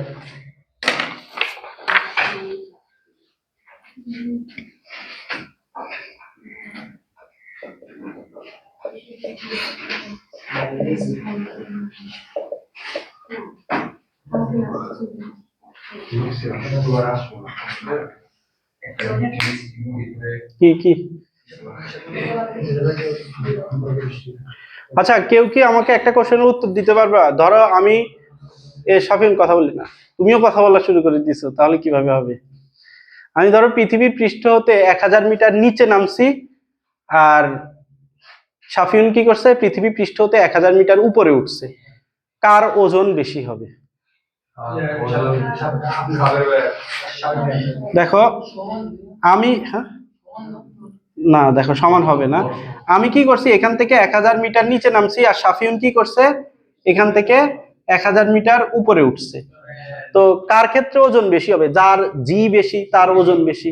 তো হ্যাঁ, তোমার সাফিউনের বেশি। তুমি এক্সপ্লেন করতে পারবা কেন? হ্যাঁ বলো।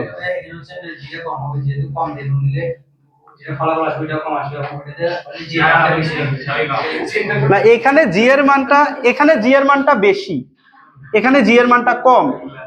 কেন এখানে বেশি, কেন এখানে কম? না, ওর আনসার ঠিক আছে, আমার ওজনই বেশি। হ্যাঁ বলো। আচ্ছা ওইটা না, আমি বলি এখান থেকে জি আপের সূত্রটা আমরা দেখছিলাম, জি আপের যে আমরা সাধারণ সূত্রটা দেখছিলাম একটা, হ্যাঁ 1 - 2h/r ইন্টু জি ছিল, এই সূত্রটা দেখছিলাম না জি আপের জন্য। আবার জি ডাউনের জন্য কি সূত্র দেখছিলাম? 1 - h/r ইন্টু জি। বুঝতে পারতেছো? এখন এখানে খেয়াল করো, জি আপের ক্ষেত্রে এক্ষেত্রে এইচ যদি সেম হয়, এই হাইট দুটা কি, তুমি জি আপের ক্ষেত্রে এইচ হাইট উপরে উঠছো, জি ডাউনের ক্ষেত্রে কি এইচ হাইট নিচে নামছো। তাহলে এই ক্ষেত্রে কি দেখো, 2h/r এই পুরো অংশ বিয়োগ হচ্ছে, আবার এখানে কি শুধু h/r বিয়োগ হচ্ছে না। তাহলে এখান থেকে বেশি অংশ বিয়োগ হয়ে যাচ্ছে কিনা বলো? বুঝতে পারছো? এখান থেকে কম অংশ বিয়োগ হচ্ছে, তার মানে এই ভ্যালুটা বেশি হবে না। বুঝনি? ধরো আমি লিখলাম 1 - 1/7, আবার লিখলাম 1 - 2 × 1/7, কোন নাম্বারটা বড়? উপরেরটা বড়। তাহলে খেয়াল করো এইটা বড় হবে না, এটার সাথে তো আমরা একটা অ্যাডিশনাল 2 ইউজ করতেছি না। তো এইটা বড় হওয়া মানে কি, আলটিমেটলি জি ডাউনটা এক্ষেত্রে বেশি, সেম হাইটের জন্য। তাহলে একই হাইট যদি তুমি উপরে এবং নিচে নামো, তাহলে ওই একই হাইটের জন্য নিচে তোমার জি এর ভ্যালুটা বেশি হবে। এটা একটু লিখে রাখো।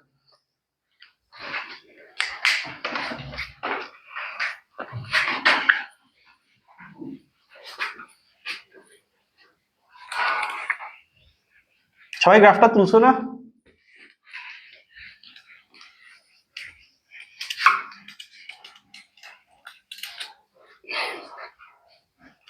লিখছো যে একই হাইট উপরে এবং নিচে নামলে ওই একই হাইটের জন্য নিচে জি এর ভ্যালু বেশি হবে। অনেক সময় এমসিকিউ তে আসে যে 100 মিটার উপরে উঠছে একদিন, 100 মিটার নিচে নামছে, কোথায় জি এর মান বেশি হবে?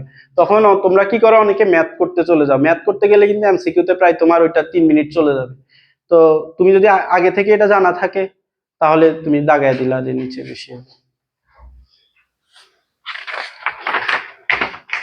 চলো এবার আমরা সরল দোলক করব।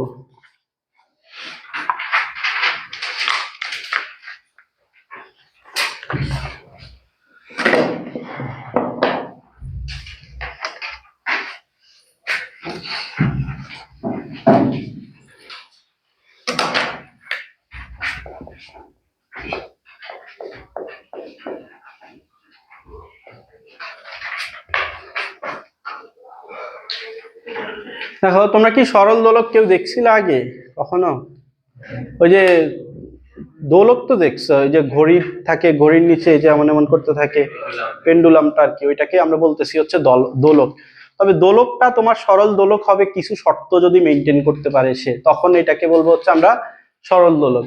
চলো এটা একটু আমরা আগে দেখার ট্রাই করি সরল দোলকটা কেমন হয়। এই যে এটা হচ্ছে একটা সরল দোলক। তো দেখো এই জিনিসটা সরল দোলক নিয়ে পড়া তোমাদের এটা ষষ্ঠ চ্যাপ্টার পড়াইতেছি, এখানেও আছে, অষ্টম চ্যাপ্টার আছে পর্যায়বৃত্ত গতি, ওইখানেও আছে, তো দুই জায়গায় পড়বা। তো এখানে একটু ভালোভাবে পড়ে যাও, ওখানে তোমাদের জন্য ইজি হবে আর কি। আচ্ছা তো দেখো এই যে এইটুককে বলা হচ্ছে, এখানে একটা কয়েকটা জিনিস ধরে নেওয়া হয়, অ্যাজাম্পশন করা হয় আর কি। অ্যাজাম্পশন গুলো হচ্ছে, এক নাম্বার তোমরা চাইলে শীটে লিখে রাখতে পারো অ্যাজাম্পশন গুলা। অ্যাজাম্পশন এক নাম্বার হচ্ছে যে রশিটা ইউজ করবে রশি ভরহীন, তারপর হচ্ছে 2 নাম্বার লিখো রশি ঘর্ষণহীন, তারপরে 3 নাম্বার লিখো যে বাতাসের বাধা উপেক্ষণীয়।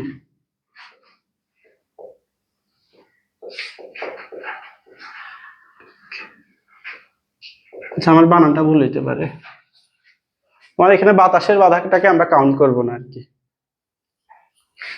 আচ্ছা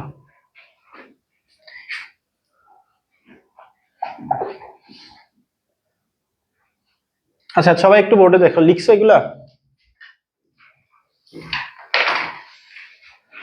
দেখো এটাকে বলা হচ্ছে, এই যে এটুক কি বলতো, রশির দৈর্ঘ্য বলা যায় না? এটুক হচ্ছে রশির দৈর্ঘ্য।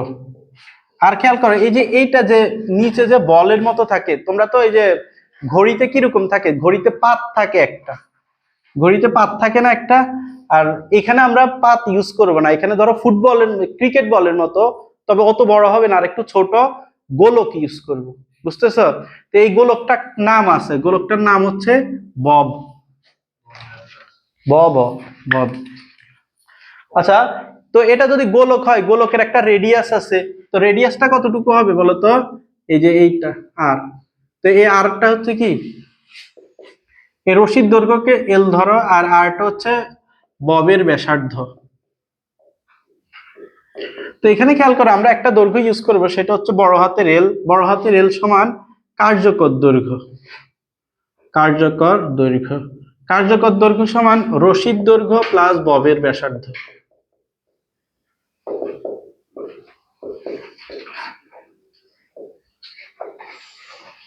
বুঝতেছো? এই যে এখানে পুরাটা কার্যকর দৈর্ঘ্য কত হবে, এই রশির দৈর্ঘ্য প্লাস ববের ব্যাসার্ধটা হবে কি কার্যকর দৈর্ঘ্য। তাহলে এল সমান এল প্লাস আর।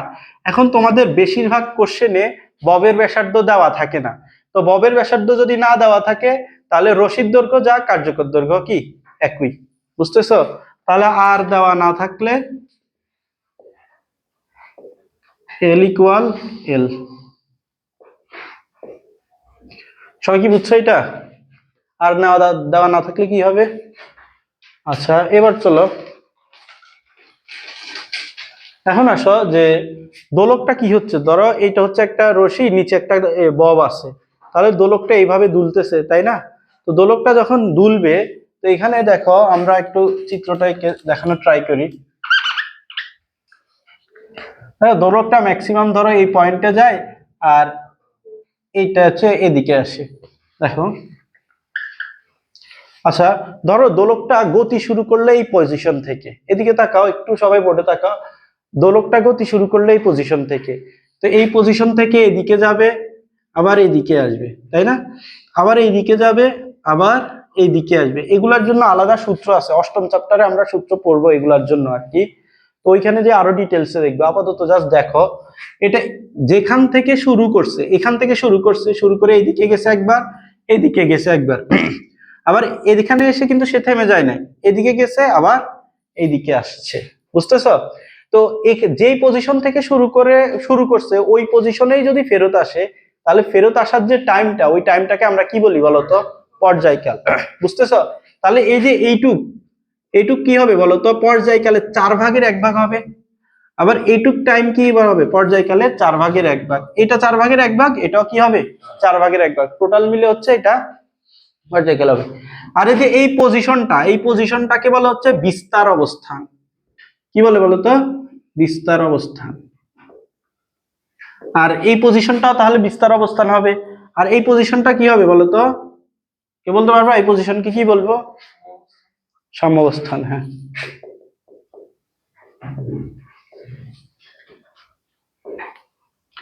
এটা হচ্ছে বিস্তার অবস্থান, এটা হচ্ছে সাম্যাবস্থান। আচ্ছা এখানে তোমরা জাস্ট কয়েকটা জিনিস লিখে রাখো, এগুলো আপাতত বুঝার দরকার নাই, তোমরা অষ্টম চ্যাপ্টারে যে আমি এগুলা বুঝাবো না, এগুলো অষ্টম চ্যাপ্টারে ডিটেলসে আছে, জাস্ট আপাতত লিখে রাখো যে সাম্যাবস্থানে ভি ম্যাক্সিমাম, সাম্যাবস্থানে ত্বরণ 0, সাম্যাবস্থানে ভি যদি ম্যাক্সিমাম হয়, গতিশক্তি ম্যাক্সিমাম হবে না? এগুলো বোঝার দরকার নাই, আপাতত জাস্ট লিখে রাখো। এই সাম্যাবস্থানে কি হয়? ভিটা ম্যাক্সিমাম, ত্বরণটা 0, ই কে হচ্ছে ম্যাক্সিমাম। আচ্ছা ই কে যদি ম্যাক্সিমাম হয়, বিভব শক্তি কি কত হয়? 0 হয় না? যেখানে গতিশক্তি ম্যাক্সিমাম সেখানে বিভব শক্তি কত? 0। আচ্ছা বিস্তার অবস্থানে এটা ঠিক উল্টা, এখানে ভিটা কত হয়? 0। ত্বরণটা তাহলে কি হবে এখানে? ম্যাক্সিমাম। ই কে তাহলে এখানে কত বলো তো? 0 আর ইপিটা এখানে কি ম্যাক্সিমাম। এখানে যে যে জিনিসগুলো প্রযোজ্য এই সবগুলা জিনিস এখানেও তোমার প্রযোজ্য। বুঝতে পারছো? হ্যাঁ, এই সেটার এই সেটা একই কথা না, এগুলা ডিটেলস পড়া আছে। আবার বলতেছি অষ্টম চ্যাপ্টারে, এখন জাস্ট মুখস্থ করে ফেলিও তাহলেই হবে। এই চ্যাপ্টারে লাগবেও না আমাদের, তাও লিখে দিছি। বুঝবো? তাহলে এবার আসো, তোমার এই যে একটা অ্যাঙ্গেল উৎপন্ন করছে না এটা থেটা, এটাকে বলা হচ্ছে কৌণিক বিস্তার। কৌণিক বিস্তার। আচ্ছা, এখন একটা লাইন লিখে রাখো। আচ্ছা, এটা কি আমরা সরল দোলক করতেছি না? তাহলে সরল দোলকটা নরমালি কি হবে? সরল পথে চলা লাগবে, সোজা পথে চলা লাগবে। কিন্তু চিন্তা করো, এটা যদি সরল দোলক হয়, তুমি যদি এভাবে করো, এটা কি সোজা পথে চলতেছে না একটা সার্কুলার কার্ভে চলতেছে? সার্কুলার কার্ভে চলতেছে। তো সার্কুলার কার্ভে যদি চলে, আচ্ছা তুমি যদি চিন্তা করো এই যে অ্যাঙ্গেলটা, এটা যদি বিস্তারটা আমি খুব অল্প করি, দেখো খুব অল্প করলে সেক্ষেত্রে এটা তোমার সরল রেখার মতো বলতে পারবো না। যদি বিস্তারটা অনেক বেশি হয় তাহলে এটা কার্ভ হয়ে যাচ্ছে, যদি বিস্তারটা কম হয় ধরো অল্প, তাহলে এটাকে আমরা সরল রেখা বলতে পারি কিনা বলো? এখন বিস্তারটা কৌণিক বিস্তারটা কত হওয়া লাগবে? কৌণিক বিস্তার যদি লেস দ্যান ইকুয়াল 4 ডিগ্রি হয় তখন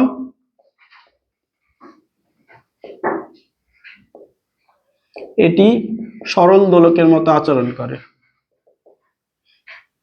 এটা এমসিকিউর জন্য ইম্পর্টেন্ট।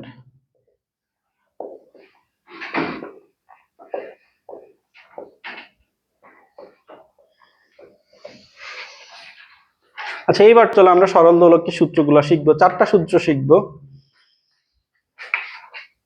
ভাইয়া বিস্তার অবস্থানের তো v0, হ্যাঁ, তাহলে ইপি কিভাবে ম্যাচ করে? তুমি গতিশক্তি তো v0 মানে কি, গতিশক্তিও 0। যেখানে গতিশক্তি 0 এখানে সেখানে বিভব শক্তি কি ম্যাক্সিমাম হয় না?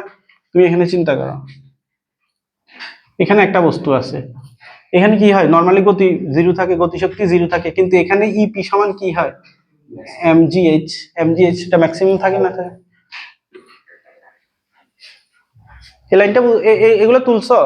এবার চলো আমরা 4টা সূত্র শিখবো। একটা হচ্ছে সমকাল সূত্র, তোমরা এগুলা লিখার দরকার নাই, ভালো মতো বুঝে নিও, শীটে সবই আছে। একটা হচ্ছে দৈর্ঘ্যের সূত্র, আর একটা হচ্ছে ত্বরণের সূত্র, আর একটা হচ্ছে তোমার ভরের সূত্র।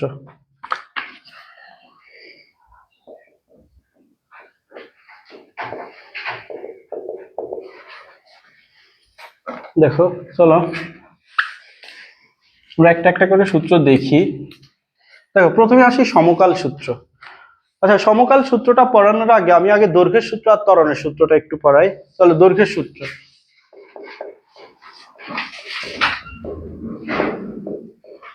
আচ্ছা, সবাই একটু কমন সেন্স খাটাও, এদিকে তাকাও। ধরো এটা হচ্ছে একটা সরল দোলক। তো সরল দোলকের ক্ষেত্রে এখানে ধরো এই আমি এখানে দাঁড়ায় করতেছি মানে কি বলতো, এখানে আমি একটা সরল দোলক দিয়ে নিয়ে দাঁড়াইলাম, দ্বীপ ধরো আরেকটা সরল দোলক নিয়ে দাঁড়াইলো। তো আমারটার দৈর্ঘ্য হচ্ছে এরকম, দ্বীপ যে সরল দোলকটা নিয়ে দাঁড়াইছে ওইটার দৈর্ঘ্য হচ্ছে ধরো এই পুরাটা। বুঝতে পারছো? তাহলে কারটার দৈর্ঘ্য বেশি, দ্বীপ যেটা নিয়ে দাঁড়াইছে সেটার দৈর্ঘ্য বেশি, তাই না? তো এক্ষেত্রে আমাদের দুইজনের জন্য কিন্তু জি একই, তার মানে এক্ষেত্রে আমরা জিটাকে কনস্ট্যান্ট বলতে পারি। কিন্তু এখানে দৈর্ঘ্যটা কি কনস্ট্যান্ট হবে না, এই জন্য একে বলতেছি দৈর্ঘ্যের সূত্র। এখন তুমি চিন্তা করো, আমি ধরো এখান থেকে ধরো এইটা হচ্ছে আমারটা ই, আর দ্বীপেরটা ছিল হচ্ছে এই যে এইটা। বুঝতে পারছো? ধরো আমি এটা 5 ডিগ্রি 10 ডিগ্রি কোণে ঘুরাইছি, ধরো 10 ডিগ্রি। বুঝতেছ? এটা আমি বলতেছি 10 ডিগ্রি, কিন্তু প্রকৃতপক্ষে এটা 4 ডিগ্রি, এর বেশি কখনো হবে না।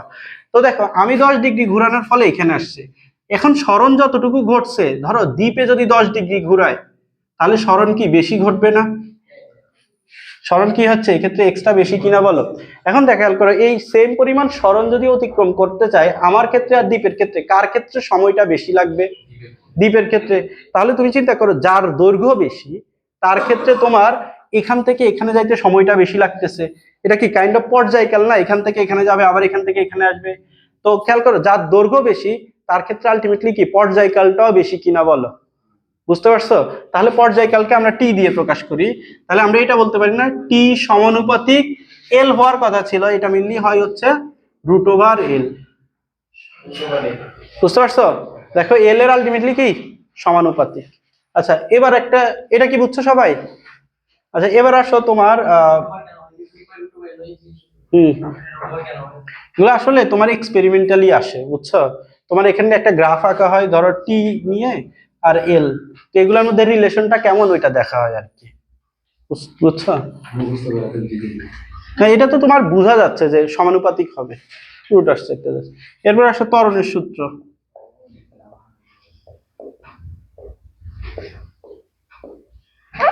তোমার সূত্রের প্রমাণ বোঝার থেকে সূত্রটা আন্ডারস্ট্যান্ড করা বেশি ইম্পর্টেন্ট, মানে সূত্রটা কিভাবে তোমার কাজ করতেছে এটা আন্ডারস্ট্যান্ড করতে হবে আর কি। এখন আমি যদি লিখে দিতাম টি সমান ব্যস্তানুপাতিক রুট ওভার এল, তাহলে ওইটা কিন্তু রিয়েল লাইফের সাথে মিলতো না, মিলতো? এবার আসো ত্বরণের সূত্র। ধরো আমি এখানে দাঁড়িয়ে আছি, এবার এক্ষেত্রে দ্বীপে চলে গেল হচ্ছে তোমার ইসে কয়লার খনিতে চলে গেল নিচে, তো এক্ষেত্রে বলো কার ক্ষেত্রে ত্বরণটা বেশি হবে, কার ক্ষেত্রে? আমার ক্ষেত্রে ত্বরণটা বেশি, আমি যেহেতু পৃষ্ঠে আছি। আর দ্বীপ কোথায় আছে? কয়লার খনিতে আছে, এখানে আছে ধরো দ্বীপে। এখন দেখো আমার ক্ষেত্রে তো ত্বরণটা বেশি। ত্বরণ মানে কি, দেখো আমার এইটা ধরো এখানে চলে গেল, এখন এমজিটা তো নিচের দিকে কাজ করতেছে তাই না? তাহলে খেয়াল করো এমজি এর এটা যদি, এগুলো লেখার দরকার নেই, এটা জাস্ট বুঝো, এটা থেটা, এটা এমজি কস থেটা, আর এদিকে কি আসবে এমজি সাইন থেটা। তো মেইনলি এমজি সাইন থেটা এর জন্য এটা আবার নিচের দিকে নেমে চলে আসবে না? দেখো এমজি কস থেটা তো এটাকে বাইরের দিকে, এদিকে ই বরাবর রশির এই যে টান বল যেটা আছে এটাকে সে ই করতেছে, নালিফাই করতেছে। আর এমজি সাইন থেটা এর জন্য এটা এদিকে আসতেছে। এখন দেখো আমার ক্ষেত্রে জি এর ভ্যালুটা কি জি, দ্বীপের ক্ষেত্রে জি এর ভ্যালু কি জি ডাউন সাইন থেটা কিনা বলো?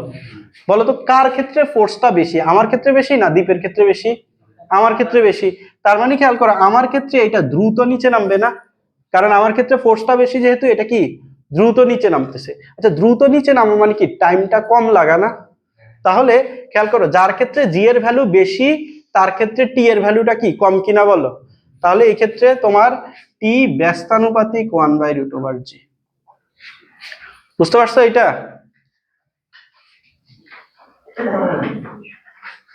এটা কি এই দুইটা সূত্র কি কারো সমস্যা আছে?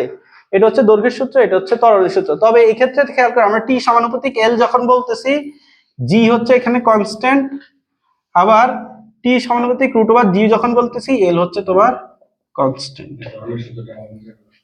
আচ্ছা চলো একটু বুঝে দেখো, ধরো এটা এখানে আছে, নিচের দিকে কি কাজ করতেছে এমজি, এই অ্যাঙ্গেল থেটা হলে এটাও থেটা হবে, এদিকে কি কাজ করবে এমজি কস থেটা, আর এদিকে এমজি সাইন থেটা, টি আর এমজি কস থেটা সমান হবে। এখন আসো এমজি সাইন থেটা এর জন্য এটা এই পথে আবার ব্যাক করবে না? তো এই পথে যদি ব্যাক করে খেয়াল করো, দেখো এই ফোর্সের জন্য ব্যাক করতেছে, তাহলে আমার ক্ষেত্রে ফোর্সটা কত এমজি সাইন থেটা, দ্বীপের ক্ষেত্রে ফোর্সটা কত এমজি ডাউন সাইন থেটা। তো জিটা বেশি, জি ডাউনটা কি এক্ষেত্রে কম, তাহলে কার ক্ষেত্রে তোমার এটা তাড়াতাড়ি নিচে নামবে? এমজি সাইন থেটা এর জন্য আমার ক্ষেত্রে এটা তাড়াতাড়ি নামতেছে। তাড়াতাড়ি নামা মানে কি সময়টা কম লাগে না বেশি? কম লাগবে। বুঝতেছো? তাহলে দেখো জি যত বেশি সময়টা কি তত কম, তাহলে এখানে টি সমানুপাতিক 1/√জি। বুঝতে পারছো? আচ্ছা এই দুইটাকে আমরা যদি কম্বাইন করি তাহলে কি লিখতে পারি বলতো? টি সমানুপাতিক √L/√জি কিনা বলো? তাহলে টি সমানুপাতিক উঠাইতে হলে ধ্রুবক আসে √L/জি। এটা একটু তুলে রাখো।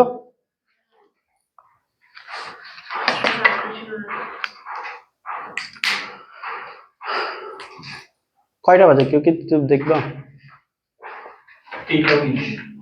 আচ্ছা এটা কি বুঝছো সবাই? আচ্ছা ঠিক আছে তাহলে আমি বুঝতেছি। আচ্ছা এখন আরেকটা কি ছিল সমকাল সূত্র। সমকাল সূত্র এটা ছিল 1 নাম্বার সূত্র, এটা হচ্ছে 2, এটা হচ্ছে 3, 4 হচ্ছে ভরের সূত্র। তো তোমাদের পরীক্ষায় যদি আসে একটু সিরিয়ালি লিখবা আর কি, খতে আসে অনেক সময়। তো এখানে আমি তো এখানে যা সূত্রটা দেখাইছি ব্যাখ্যাটাও এখানে কোশ্চেনে শিটে লিখে আসছে আর কি। আচ্ছা সমকাল সূত্র টি এর সূত্রটা আমরা কি পাইছি বলতো? 2π × √L/জি পাইছি কিনা বলো? আচ্ছা একটা সরল দোলকের জন্য এল আর জি যদি কনস্ট্যান্ট হয় তাহলে টিটা কি সেম থাকবে না? মানে এল আর জি যদি কনস্ট্যান্ট হয়, তুমি ধরো আমি একটা সরল দোলক নিলাম, দ্বীপেও একটা সরল দোলক নিলাম, আমার সরল দোলকের কার্যকর দৈর্ঘ্যটা এলটা কি কার্যকর দৈর্ঘ্য, যা দ্বীপ যেটা নিচ্ছে ওইটার কার্যকর দৈর্ঘ্য তা। আমি এখানে দাঁড়ায় আছি, দ্বীপও এখানে দাঁড়ায় আছে, তার মানে জিও সেম দুইজনের জন্য। তাহলে আমাদের এল যদি সেম হয়, জি যদি সেম হয়, দ্বীপের সরল দোলকের কার্যকর পর্যায়কাল যা, আমারটার জন্য পর্যায়কাল কি হবে? সেম হবে। বুঝছো? তো সমকাল সূত্র এটাই যে একই কার্যকর দৈর্ঘ্য এবং অভিকর্ষ ত্বরণ যদি একই হয়, তাহলে সকল ভরের জন্যই তোমার পর্যায়কাল একই হবে।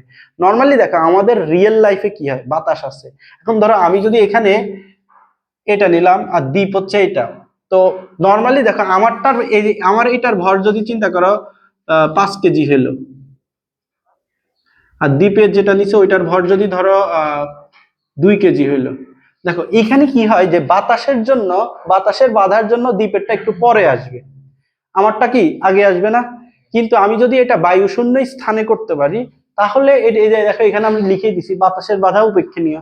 বাতাসের বাধা যদি উপেক্ষণীয় থাকে, তাহলে সেই ক্ষেত্রে দুইজনের ক্ষেত্রে এটা সমান পাবো। বুঝতে পারছো? তো এরপরে আরেকটা আছে ভরের সূত্র। তো ভরের সূত্রটা কি, যে এই যে আমরা যে বব নিলাম, তো ববের তুমি দেখো আমারটার ভর ছিল 2 কেজি, 5 কেজি, দ্বীপেরটার ভর ছিল 2 কেজি।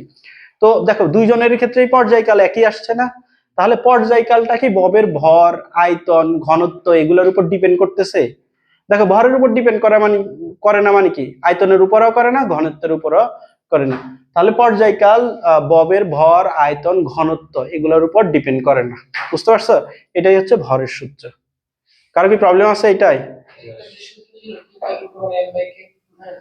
ওইটা হচ্ছে তোমার স্প্রিং এর ক্ষেত্রে, ওইটা স্প্রিং এর জন্য আলাদা ভাবে আসছে। এটা হচ্ছে দোলকের ক্ষেত্রে আর কি। না না, সময়ের সমকাল সূত্র কি ছিল, এল আর জি কনস্ট্যান্ট হইলে পর্যায়কাল একই। আর ভরের সূত্র কি, পর্যায়কালটা তোমার ভর, ঘনত্ব, আয়তন, ত্বরণের সূত্র। ত্বরণের সূত্র টি সমান কোনটার সাথে কোনটা মিলাইতেছে? এটা তো কম্বাইনটা আমি বললাম, বুঝলে নাই? আচ্ছা কেউ কি আসলো যে 4টা সূত্র বলতে পারবা? এখানে লিখাই আছে। হ্যাঁ, ভরের সূত্রটা কি ছিল, যে তোমার পর্যায়কালটা ববের ভর, আয়তন, ঘনত্ব কোনো কিছুর উপর ডিপেন্ড করবে না। ববের ভর, আয়তন, ঘনত্ব, রো সমান এম বাই ভি শিখছো না? ওইখান থেকে কি 3টা চলক ছিল, ভর, আয়তন, ঘনত্ব না? ওই 3টা চলক কি বলবা, বলতে পারবা কেউ? বলো, শুরু থেকে বলো। পর্যায়কাল ববের যে রশির দৈর্ঘ্য আছে সেটা বর্গমূলের সমানুপাতিক, হ্যাঁ, এবং ববের যে অভিকর্ষ ত্বরণ আছে সেটা বর্গমূলের ব্যস্তানুপাতিক, এবং পর্যায়কাল যদি সেখানে দৈর্ঘ্য তারপর অভিকর্ষ ত্বরণের মান সেম থাকে, তাহলে দুইজনেরই আর কি দোলনকাল সেম। এখন তো এখানে আমরা 2 জন করছি, এখানে যদি 100 জনও করো সবার দোলনকাল কি আসবে? সেম আসবে। হ্যাঁ, এরপরে ভরের সূত্র। তারপরে এটা কোনো ভর, ঘনত্ব, আয়তনের উপর নির্ভর করে। হ্যাঁ, ববের ভর, ঘনত্ব, আয়তনের উপর ডিপেন্ড করে না। এখন দেখো তুমি যখন দৈর্ঘ্যের সূত্র বলতেছো, তখন জিটা যে কনস্ট্যান্ট এটা তোমাকে মেনশন করা লাগবে। আবার ভর ত্বরণের সূত্র বলতেছো, তখন এলটা কনস্ট্যান্ট এটা তোমাকে একটু মেনশন করা লাগবে। বুঝতে পারছো? এই যে এইভাবে বলবা, এল সমান যে জি সমান কনস্ট্যান্ট হলে দোলনকাল ববের দোলনকাল কার্যকর দৈর্ঘ্যের বর্গমূলের সমানুপাতিক। এল সমান কনস্ট্যান্ট হলে দোলনকাল অভিকর্ষ ত্বরণের বর্গমূলের ব্যস্তানুপাতিক। বুঝতে পারছো? একটু সাজায় বলতে হবে, এগুলো মনে রাখলে তো আর এগুলো মুখস্থ করার দরকার নাই, তাই না? তো নেক্সট দিন আসলে আমি জিজ্ঞেস করবো নে। তো চলো আজকে আমি জাস্ট একটা ম্যাথ দেখাই দিই। কয়টা বাজে? 24। তোমরা লেটে কেন আসো ভাই? আমার 10 মিনিট পরে লেট কেন শুরু করলে তোমরা? ভাই যে রোজার মাস, টাইম মতো আসবা, আমি এসে বসে থাকি, তোমরা আসো না, এটা কি ভালো দেখায়? আমিও নামাজ পড়েই আসছি, তোমাদের যেতে তো করলাম। আচ্ছা, একটা ম্যাথ গুছাই ফেলছো কেন? একটা ম্যাথ করাবো বললাম তো। না না না, দেখো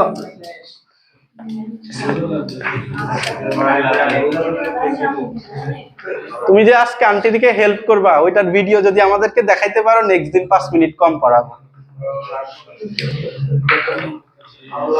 আচ্ছা 8 নাম্বার পেজে যাও, 8 নাম্বার পেজে যাও।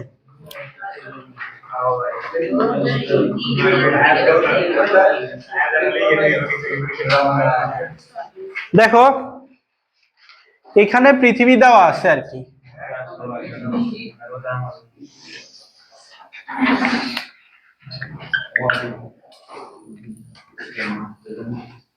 দেখো পৃথিবী দেওয়া আছে, তো পৃথিবী থেকে তুমি 5 কিলোমিটার উপরে উঠছো, আবার 5 কিলোমিটার কি করছো, নিচে নামছো। পাহাড়ের চূড়ায়, এটা একটা পাহাড় ছিল আর কি, পাহাড়ের চূড়ায় অভিকর্ষ ত্বরণটা বের করো তো নিজেরা। হ্যাঁ, উপরে অভিকর্ষ ত্বরণটা বের করো। এক্ষেত্রে কোন সূত্র দিবা বলো, রুদ্র বলো কোন সূত্র দিবা? হ্যাঁ?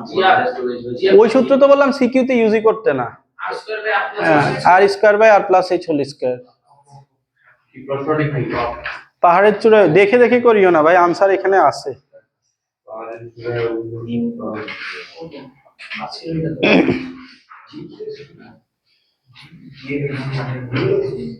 ফাস্ট করো একটু ভাই, ট্রাই করো।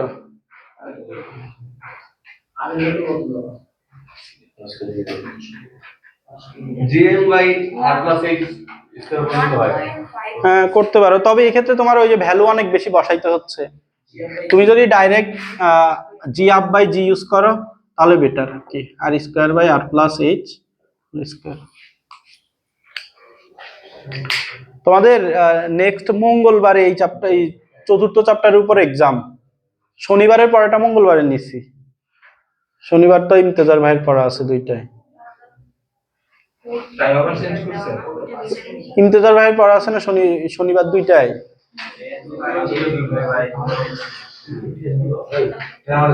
আর রবিবার দুইটায়। হ্যাঁ পড়া ইমতেজার ভাই ছিল না তো রবিবার দুইটায়, দেখি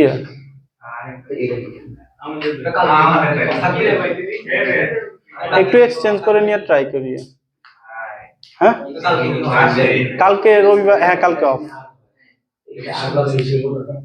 রমজান মাসে টাইম নিয়ে একটু ঝামেলা লাগবেই।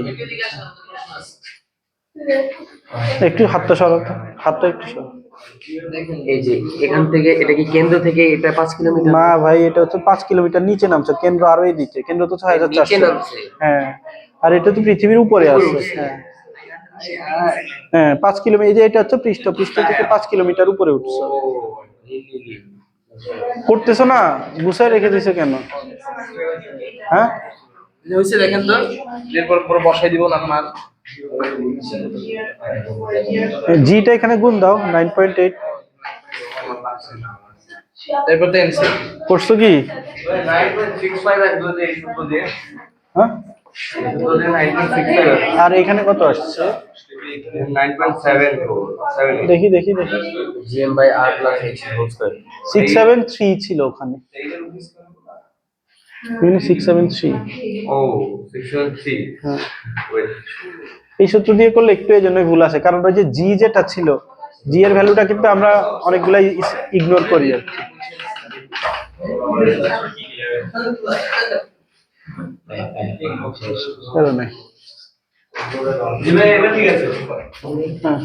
আচ্ছা সেকেন্ড কোশ্চেনটা দেখো, এ ও বি স্থানের মধ্যে কোথায় একটি সরল দোলক অধিক ধীরে চলবে? এটা ম্যাথ না করে আমাকে বলো তো কোথায় অধিক ধীরে চলবে। দুইটা পজিশন আছে, ঘ নাম্বার কোশ্চেনটা দেখো, এ একটা পজিশন, বি একটা পজিশন। বি পজিশনে ধীরে চলবে, এই স্থানে দেখো তুমি বি পজিশন, সবাই একটু দেখো বোর্ডে তাকাও, এটা দেখো, এটা হচ্ছে বি তে ধীরে চলবে। হ্যাঁ হ্যাঁ বি তে ধীরে চলবে, ঠিক আছে। হ্যাঁ ত্বরণ বেশি, ত্বরণ যদি বেশি হয় টি সমান 2π × √L/g, ত্বরণ বেশি, এটা তো কম হবে। না না, এই স্থানে ধীরে চলবে, নিচে কি ত্বরণ বেশি, ত্বরণ যদি বেশি হয় তাহলে এটা বেশি, তাহলে এটা কি হবে, কম হবে না? তো টাইম কম লাগা মানে কি দ্রুত চলতেছে, বুঝনি? বুঝতে পারছো? একটু চিন্তা করতে হবে। টি সমান 2π × √L/g কিনা বলো। তাহলে জি বেশি হলে টি কম হবে। টি কম হওয়া মানে কি, সময় কম লাগে মানে কি, দ্রুত গেছে, দ্রুত। তো এটা অবশ্যই দেখো, তুমি গতে কথা বলিও না, গতে তো জি এর ভ্যালুটা বের করছো, তো ঘতে বি পজিশনের জন্য জি এর ভ্যালু বের করবা। ভাই কথা বলিও না, কথা বলিও না। দেখো ম্যাথটা কিভাবে করবা বাসায় করিও। গতে তো এ পজিশনে জি এর ভ্যালু বের করছো, ঘতে আগে বি পজিশনে জি এর ভ্যালু বের করবা। কোন সূত্র দিয়ে? G down by g equal 1 minus h by r দিয়ে। তো দেখবা কি এই ভ্যালুটা আসছে হচ্ছে বেশি। তো এবার তুমি ডিসিশন দিবা লিখে লিখে, যে যেহেতু তোমার এখানে জি এর ভ্যালু বেশি, সুতরাং এই সূত্রটা দিয়ে ব্যাখ্যা করবে আর কি, যেহেতু জি এর ভ্যালু বেশি, টি এর ভ্যালু হবে কম, সুতরাং এখানে দ্রুত চলবে এবং এতে ধীরে চলবে। বুঝছো কি সবাই? তো এটা কিন্তু কাইন্ড অফ একটু ব্যাখ্যামূলক, এই ব্যাখ্যা যত ভালো দিতে পারো তত ভালো আর কি। এটা অফ করো, ভিডিওটা অফ করো।